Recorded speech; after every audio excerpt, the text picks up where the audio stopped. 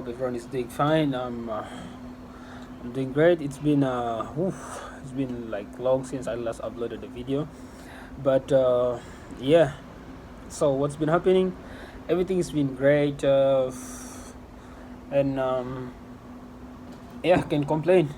So let's get straight to the talking. So what happened was there was this one agent that I met on LinkedIn. I think I met him when I started talking to him when I was still in Malaysia, and I just was talking to him, and then when I came to Europe, obviously I again tried to reach out to him one more time, and he was telling me that I should contact him in September.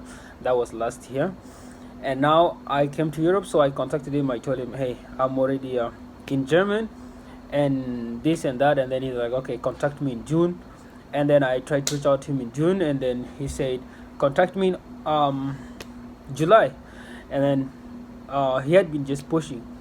So I reached out to him, and then finally he told me, okay, he has a contract for me, he has a deal for me, and I was like, okay, the deal. He said the deal is for a team in Serie D in Italy, and the name of the team is San Luca.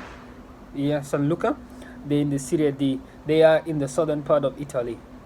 So I was like, okay. And then he gave me this condition. He's like, yeah, for the team to sign you, you gotta pay like 2,000 euros membership fee, and then 1,000 euro for the agent, for the work, and all these things. And then I told him, okay, look, I don't have any money, so I'm not paying anything like that. But he said, no, you cannot pay it now. You'll pay it after you sign the contract. So I thought, okay, maybe that's just a commission for his work done that I should pay him.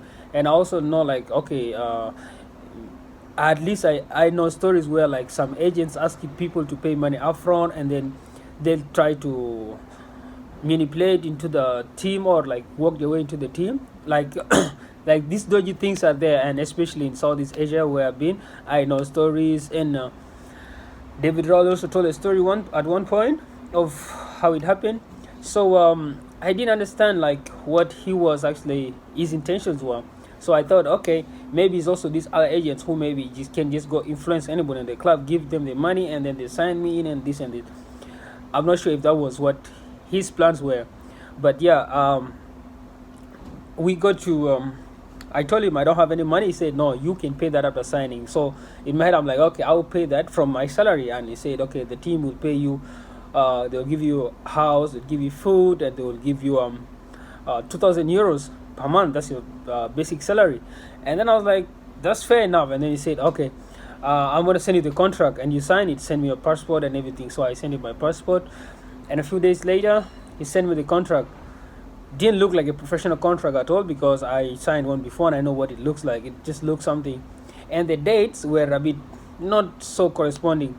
But then again, I tried to ignore the red flag, because I had my friend who went to Georgia, and the pre-contract they sent him had different dates from the dates of when the contract was sent, but he ended up going there and play anyway. So I totally ignored that, and I'm just like, okay, we take this one. So I didn't even sign it. I just took my time. I was like, okay, I will get back to you.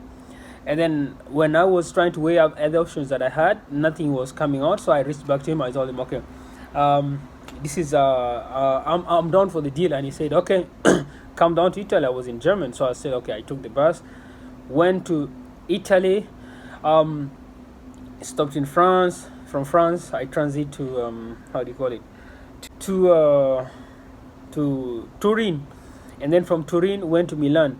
And from Milan, I was now about to get the next. I was about to actually, while I was in Turin, he hit me up. He was like, hey, you need to be there at 4 p.m. because you're going to sign the contract at 4 p.m. And I'm like, okay, it's not my schedule. I'm working on how fast the train moves or the bus. And then he said, get the flight. I'm like, I don't have money for the flight. He said, I told him, get for me the flight, and then I'll give it back to you as with all the other commissions that I'm supposed to pay you. And he said, cool. So when I reached Milan, I was waiting for a flight ticket, and I didn't get the flight. He told me he can't pay it online. I think they are rejecting it or something. I'm like, okay. And he told me, you just pay it with your money, and then we're going to refund that to you, you know. He said he didn't say refund it, but then he said they're going to deduct it.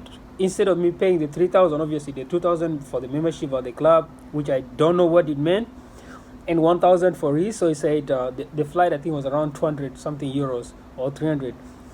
So he said instead I will pay them like 2,700 euros.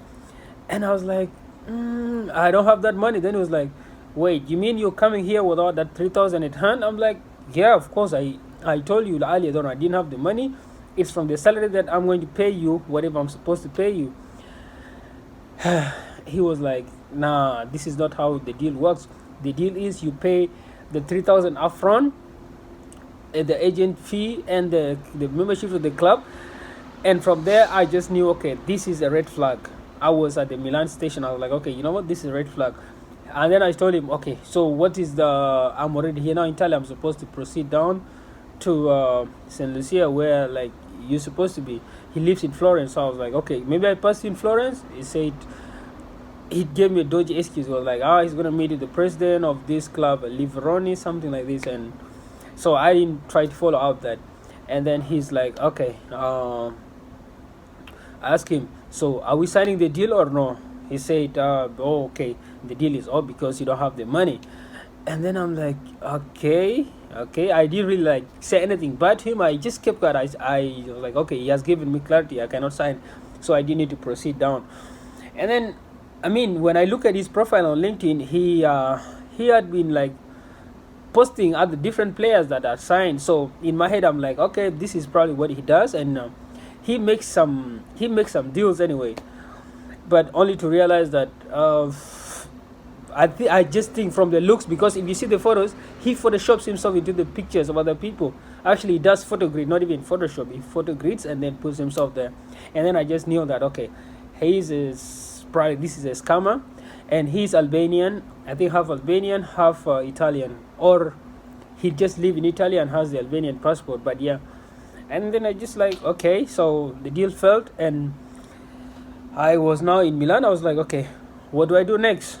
And it was crazy. And this is when I decided to leave Italy and go to the next country. You guys will find out where I am in the next video. But yeah, I'm in a different country right now, and I will let you guys know what's going on in wherever I am at the moment.